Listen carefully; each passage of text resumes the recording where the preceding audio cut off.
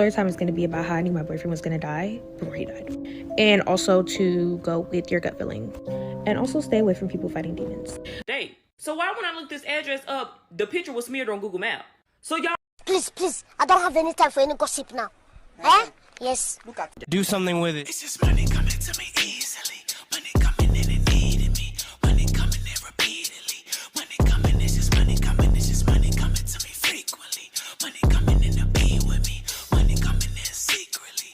Money coming, it's just money coming. It's just money coming to me easily. Money coming in all day. Money coming in repeatedly. Money coming, it's just money coming. It's just money coming to me frequently. Money coming in to be with me.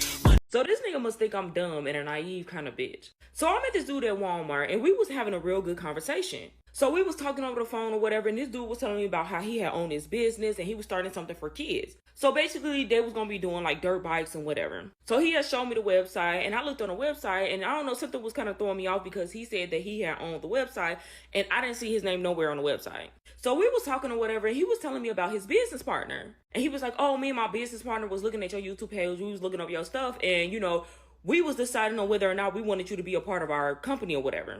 Mind you, I have never said anything about being a part of this man's company. So, you know, our conversations was going good or whatever, so we ended up planning a date. Mind you, this man was in his late 40s. So every conversation we had, he would always tell me about his cars or whatever, and how he had this big-ass house. So, y'all, I'm gonna have to break this up into a part 2.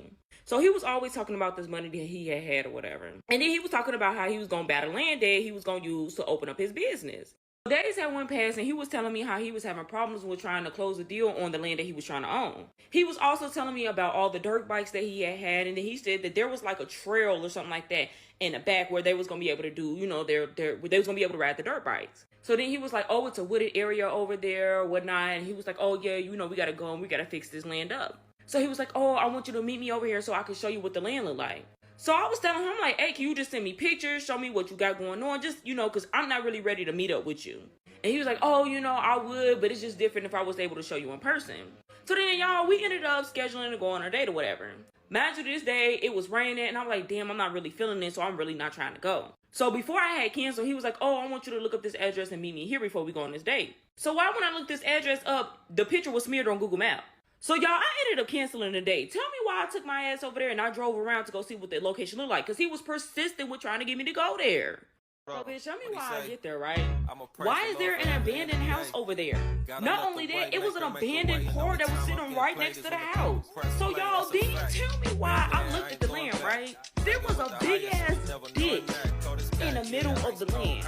So like, I'm looking in the back area, I see a whole wooded area back there. So I'm like, oh hell no, this man he's trying to get me. So I'm just riding around, y'all. So then my dumb ass gonna sit over there and I took another lap around, right? So when I get there, I see somebody moving inside the abandoned car. Imagine this car was broken down. The house was boarded up except for the front door. It had looked like somebody was coming in and out that house. It was a little chair, a rocking chair sitting on there too, boy. It looked like some shit out of Scary Movie. So y'all tell me why as I'm driving, there's like potholes. It was terrible in the area. Why the hell I see this man come out the abandoned car? This man literally looked like that was where he was living. Tell me why this man walked inside the house, y'all.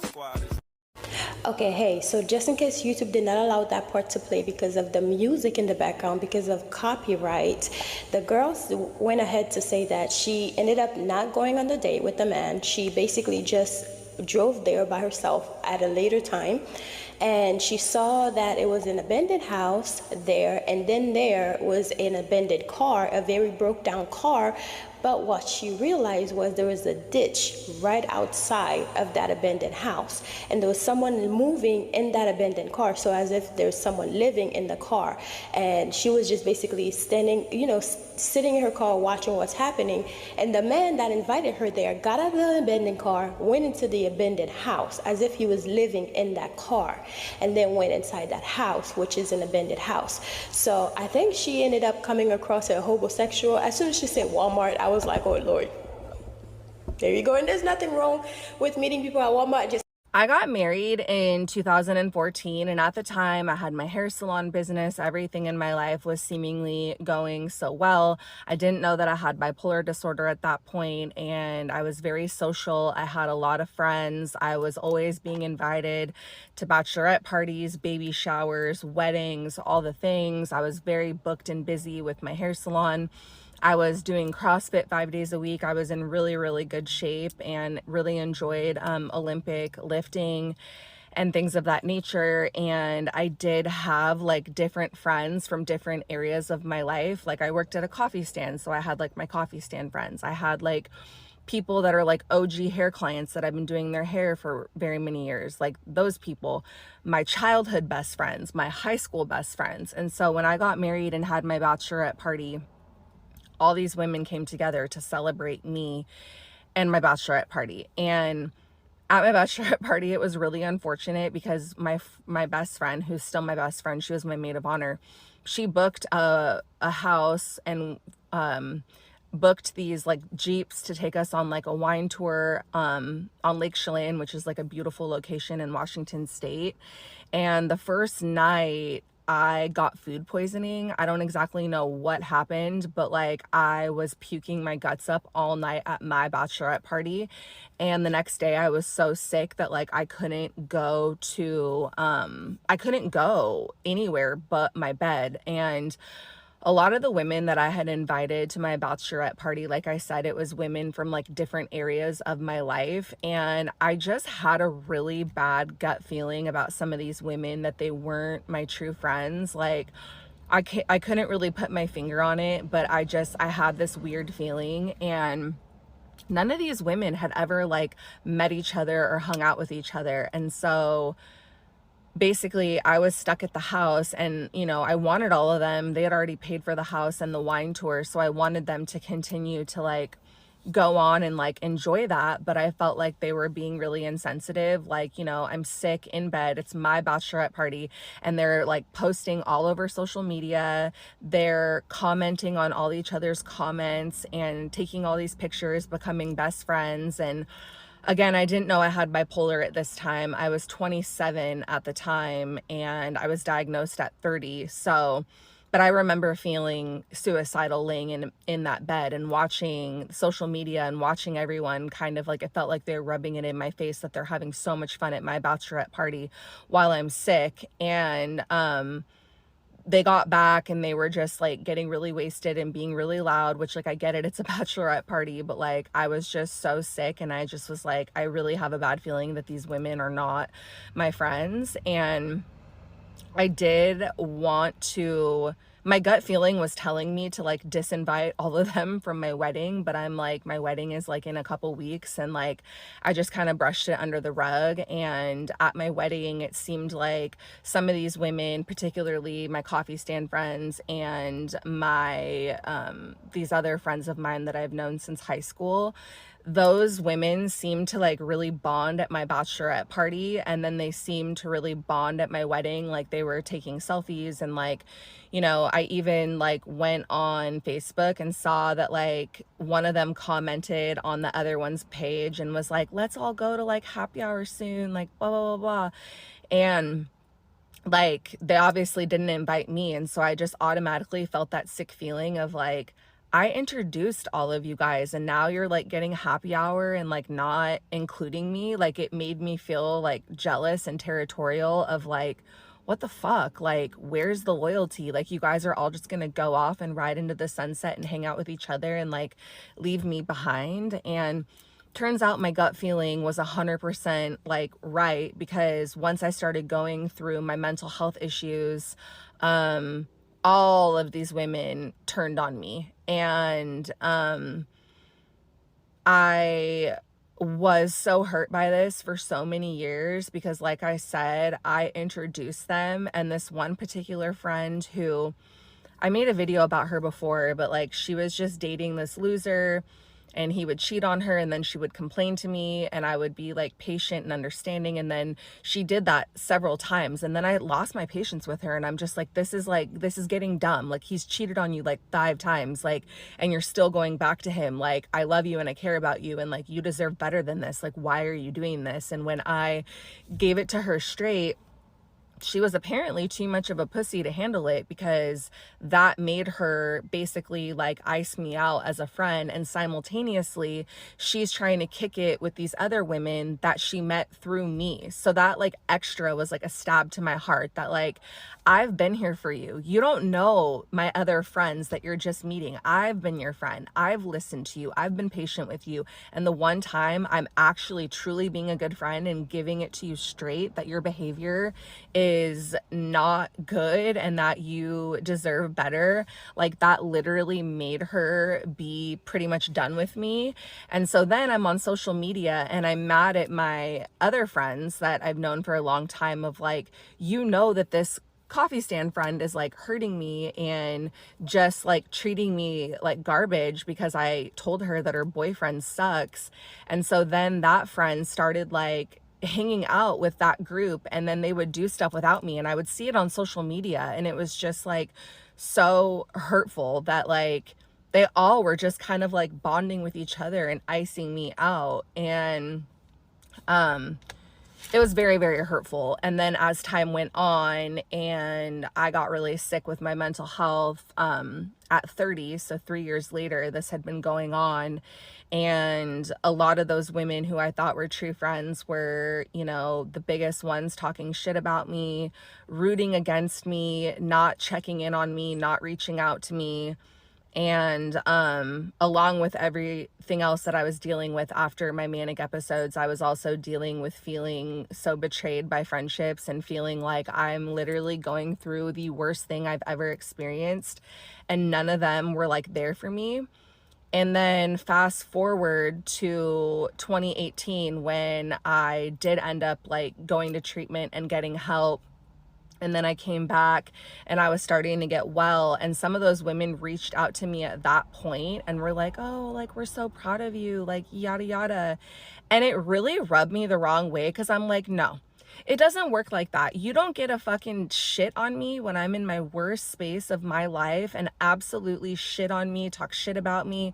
Years later, I continue to have people tell me stuff of like the conversations that were had about me and my mental health. And when these women reached out to me after I had busted my ass to pick myself up, get myself out of that hole, and, you know, be my best self and get well, and then you're gonna reach out to me and tell me you're proud of me, like, that was just too much for me to handle. And I deleted, blocked, just decided I'm completely done with those relationships. Like, yeah, I'm not okay with that. I'm not okay with you abandoning me at my darkest hour and then trying to suck my dick once I'm feeling better and accepting my illness, taking my medication, and getting well. And even to this day, I do have mutual friends that like still know them and follow them on social media, and like come to find out they've all gotten married since my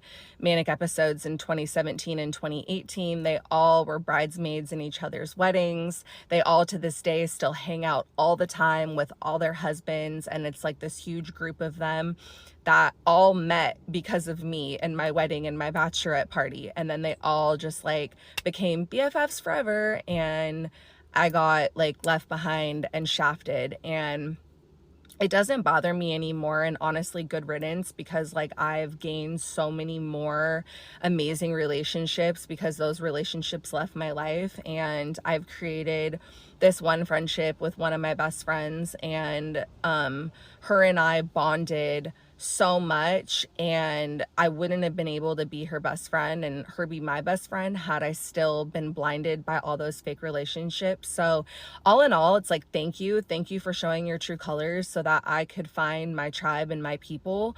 But I'm not gonna lie, like it really stung me to be iced out in that manner. And yeah, if you have a bad feeling about friendships, if you feel like you have friends that aren't loyal to you, please trust that instinct, trust your gut, and don't wait for something to happen to you and get to a rock bottom to then realize they're not your true friends. If you have a bad feeling, trust that shit.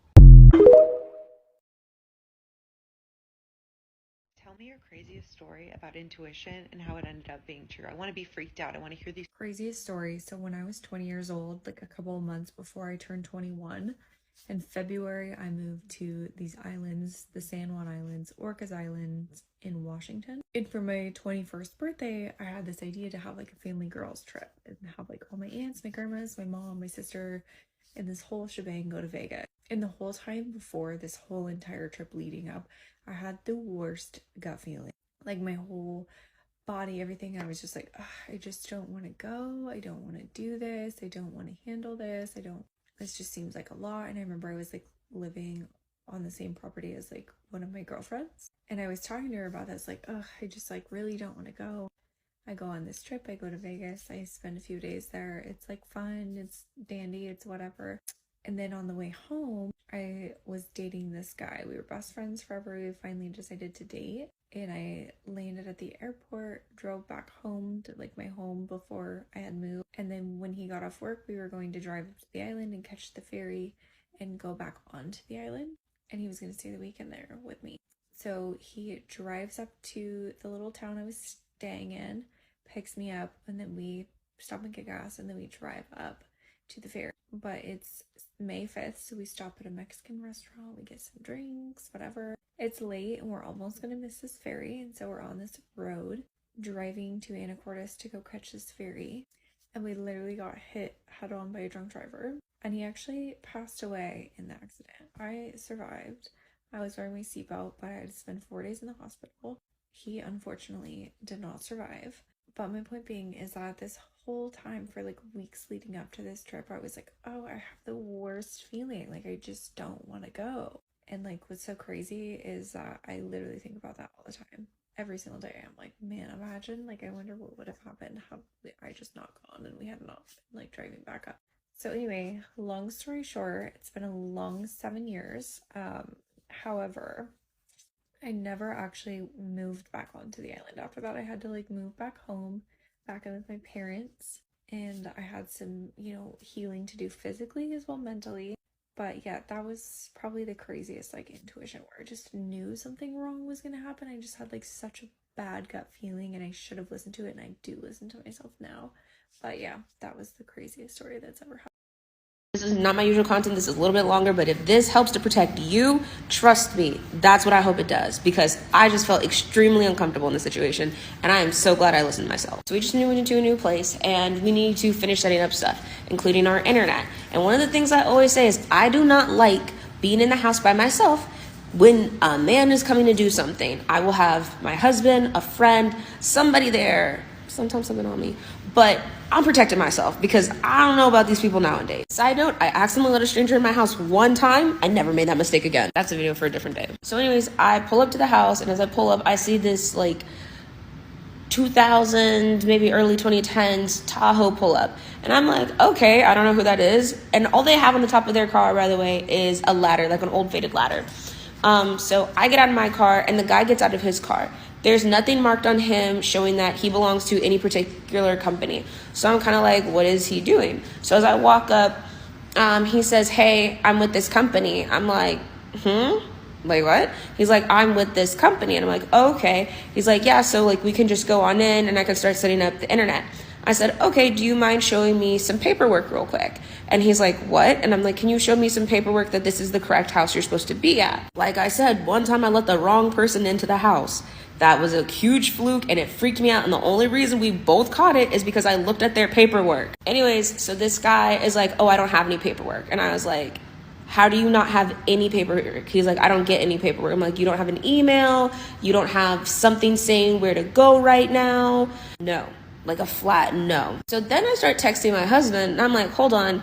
Your company said they would call my husband because y'all changed the times on us. So let me check with my husband and make sure that you were supposed to be here. The moment I mentioned that the company said that they would call us and that no one had called us and that I had a husband, man immediately starts to back up and he's like, oh, I don't want to make you uncomfortable. I don't want to make you uncomfortable. I'm like, hold on now, partner. You said that you were here for this reason. I'm just checking before I open the door. He's like, no, I'm not trying to make you uncomfortable. I'm not trying to. He refused to show any paperwork. He refused to listen to me. And he just got in his car and he left. What? So as he's leaving, my husband ends up calling me and I send him a picture of the car in front of my house. And I'm like, I'm not trying to be like weird about it, but like this car is unmarked. He's not wearing anything that says he belongs with this company. I'm kind of freaking out. And he's like, no, it's completely okay. Like they didn't call me. So I'm not 100%. Like it's probably that guy, but like it's weird that he wouldn't give you any paperwork or like just, you know, have anything that says he's with that internet company. Did not let him inside. And the whole moral of the story is trust your intuition, because if something don't feel right, it's not. Okay, so this story time is going to be about how I knew my boyfriend was going to die before he died. And also to go with your gut feeling. And also stay away from people fighting demons. Okay, so my boyfriend was in jail for a month because he violated his probation. This was back in 2018, by the way. And I was super sad and lonely, so my best friend would come on the weekends and spend the whole weekend with me to keep me company. So she would come on a Friday and leave on a Sunday, and we would just do random shit throughout the weekend. So this specific weekend, we planned on going out to a bar. So it was Friday night, and she called me and asked me if she could bring her best friend, who was her childhood best friend that I had never met before. This was going to be my first time meeting her, and my first impression of her was that she had a lot of bad energy on her and she was fighting a lot of demons. She was also going through it with the boyfriend who was in jail, but her boyfriend was in jail for a year and for totally different reasons than mine was. So the whole night she was on the phone with her boyfriend, like literally going back and forth and arguing, and it was kind of like fucking up our vibe because we were like, girl, get the fuck off the phone, we're trying to have fun.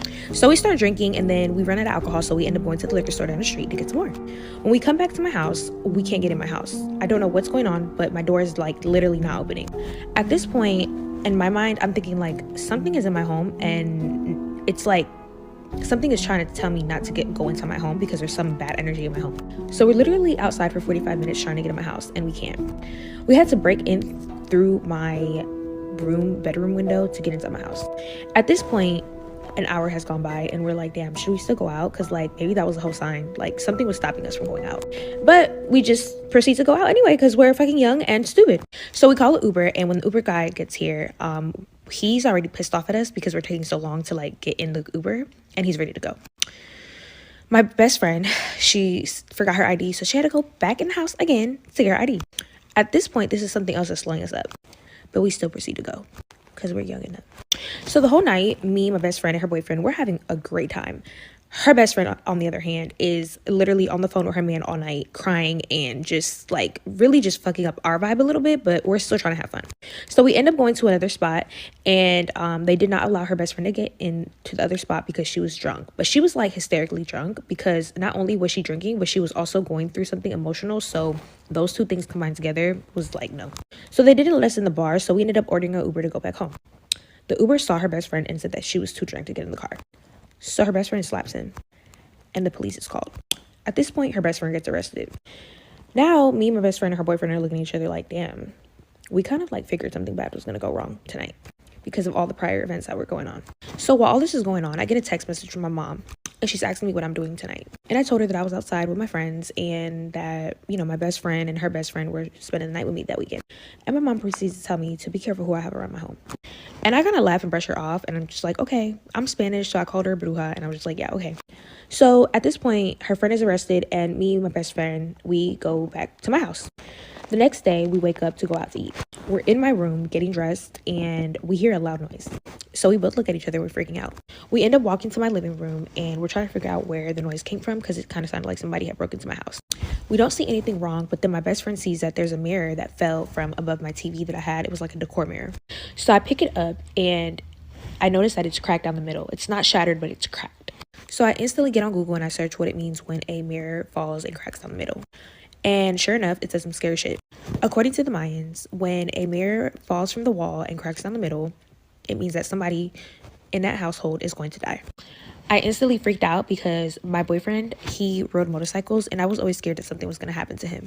And sure enough, he did pass away in a motorcycle accident 2 years later. But I say all this to say, trust your gut feeling when you feel like something's not right, because we probably could have prevented that girl from going to jail that night. Also too, I felt like she left a lot of dark energy in my home and bad energy, and I ended up staging the whole house the next day. And when my boyfriend passed away in 2020, I always think back to that specific incident and I get freaked out. Have you ever been in a situation where you didn't have proof that you were in danger, but your gut feeling was telling you that you were in danger? This happened to me yesterday, and I'm still so freaked out by it. Last night, I had just gotten home. I walked into my building, and I went in the elevator, pressed the floor that I lived on. Let's say it's floor 4, just like I always do. And I just wasn't paying attention. I was on my phone, and all of a sudden, the elevator doors open on the parking level. This man is standing there, and he looks pretty normal, nothing out of the ordinary. But what did throw me off is I'm standing facing the elevator door, and when he walks on, he doesn't even go to select a floor. He doesn't even look at what floor we are going to. He just puts his back against the left-hand side of the elevator and is directly staring at me. The second the elevator doors closed, the hairs on the back of my neck stood up. There was something about his energy that made me very alert, and I've never felt like that before. We start to go up. I'm still facing the elevator door. I'm not making eye contact with him, but I'm looking at him from the corner of my eye, and when I tell you, I could see him and feel him basically staring through my soul the entire way. That's why I'm thinking, do I just press another floor and get out? But the only thing is that he had already seen what floor I was going to and what floor that I lived on, and if I were to get off on another floor, I'd be kind of trapped. If he followed me, there would be like no escape route. Then the elevator doors finally open, and I wait a second just to see if he'll get out first, and he doesn't move. I walk out, and I start walking pretty quickly, and I can feel him slowly following behind me. I'm thinking I probably shouldn't go to my apartment. I don't want him to know where I live, but the problem with my floor is you can either go left or right, and both are dead ends. And there are cameras in the center area, which is really close to my apartment door, so my apartment door, the cameras cover it. But once you go around the corner, it's a dark hallway, and it's a dead end and there are no cameras. I'm thinking if this man was gonna try anything, it was gonna be in a no camera zone, and let's say that I keep walking down the hallway and I'm gonna have to turn back at some point, and let's just say that he lived at the end of the hallway. That's not gonna be a good situation. I'm like, I just need to go to my apartment as quickly as possible and lock the door. And to get to your door, there's these little hallways. There's your neighbor's door and your door. I quickly turn down my hallway and I'm opening up my door as quickly as possible, and as I open the door, I look back and I see that he is standing at the base of my hallway, and I don't make direct eye contact with him, but I can see close enough to his face that he has this creepy smile, and I don't even know how to describe it. It's like an energy. I can just feel it from him, and he is just looking at me and then slowly starts to walk away. And I slam the door and lock it as quickly as possible. People might hear the story and be like, you're paranoid, you need to stop watching TV, he didn't even do anything. But when I tell you I've never felt this way and my gut is not wrong, as a Scorpio, I have a very heightened intuition. I would bet all my money. Did you guys see the TikTok of the creator on here who said that she was, sorry, I'm whispering because I'm at work, but it's fine. Said that she was going into her building where she lives, and this guy like ran up to her when she walked into her building and was like, oh, like let me in, like I live here too. And her gut feeling was like, this man does not live here. So they have this exchange. She's in the building, he's outside the building. I'm gonna tag her actually, I think I saved her video. And he's like, let me in, like I live here. But her building has like a QR code that you need to use to get in. And she says her gut feeling was like, this man does not live in this building. So she asks him, she's like, oh, okay, cool. Show me your QR code and I'll let you in. And then he like stops, he smiles. He was like, oh, I just wanted to talk to you. Huh? Do you know how predatory that is? Like I said, huh? Pardon? He's like, yeah, like, I just wanted to talk to you. And I'll never forget this episode that I watched of Oprah back in the day. Like, why were we watching Oprah episodes when we were so young? But anyway, and there was a guy on, and I believe he's the author of a book called The Gift of Fear. Every woman needs to read this book. I hope that's what the book is called. I'm sure it is. And he says that like women, like animals, like human beings are the only animals who will have this gut feeling, like have their instinct and will go against what their instinct says. And I'm so pleased that this woman went with her gut feeling. I'm just so pleased she went with her gut feeling, and her gut feeling was to be like, nah, don't trust this man. This man doesn't live here. Not at all. Because if she had let him into the building, and I also think it resonates with me because sometimes I do let people into my building. I'll be like, oh, okay, like you're doing a delivery. All right, cool. Oh, you're all right. Your key's not working. All right, whatever. If this man had let her in and there had been an assault and there had been a problem, people would have looked at the woman and said, why did you let her in? Why did you let that person in? I'm so pleased she went with her gut feeling. And I think every woman needs to read that book and go with your gut. Women, go with your gut feeling.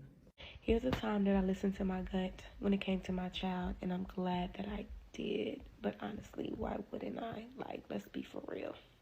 I was in Hawaii with my husband and my baby. I had one child at the time, my oldest son.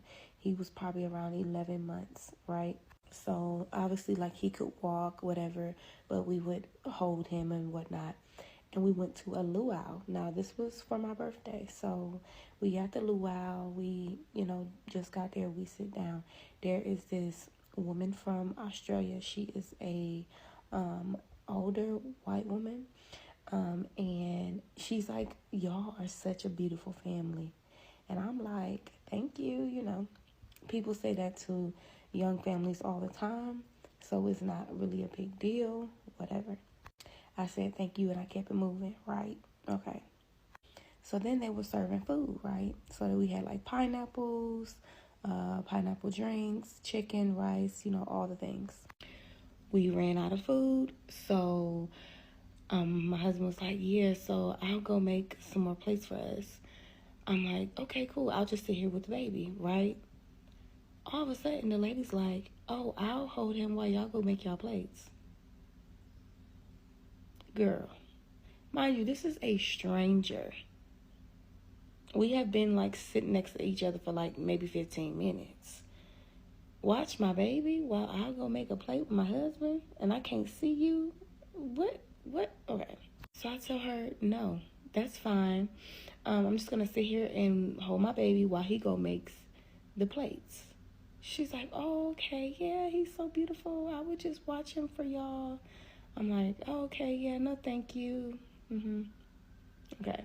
So then they invite the tourists on the stage to do their native Hawaiian dances. Mind you, I'm all for that. So I got on the stage. I said, I'll be right back. I want to be on the stage, right?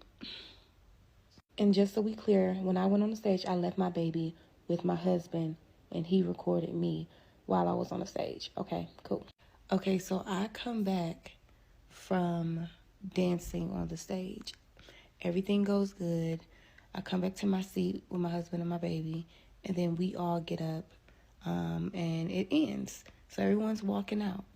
I don't see the lady anymore or whatever, so I don't think anything of it, right? Keep that in mind. I didn't see her after this. So remember this also.